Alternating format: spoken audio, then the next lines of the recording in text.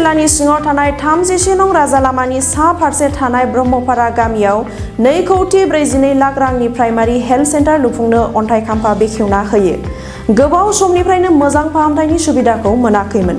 ओनसोलनि सुबुंफोरा गोजोननाय फोरमायदों। सावस्रि सिबिथायखौ फसंथाय खालामना होनायनि थाखाय बे हाबाफारियाव 3 नं क'क्राझार बियाबनि एमएलए सेउलि महिलारि, बिटिसिनि मावफुं सोद्रोमा देरहासात बसुमतारिया बाहागो लानानै बेखेवना होयो। बाहाय मोनसे 10 बेडेड हस्पिटाल खुलिनाय जादों खारन बे ओनसोलाव हेल्थ केयारनि नामाव बेबायदि गैफेरामोन।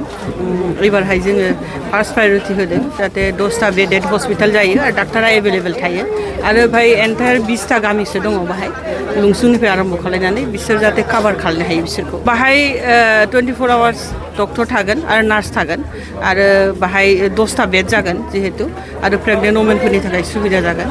दा बेनो आरोखि 10टा बेडआव सानोबा नोङो काभार खालामनो हायो जथेस्थ' 20टा गामियावहाय।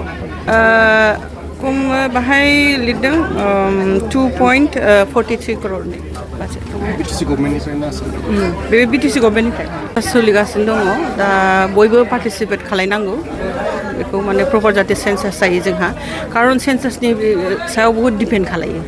डेभेलपमेन्टनि जे फान्ड फैयो बेफोरबो बहुत डिपेन्ड खालायो। ओंखायनो सेन्सासाव बयबो पार्टिसिपेट खालायनांगौ आरो गावनि डकुमेन्ट्सखौ क्लियार लाखिनांगौ बयबो।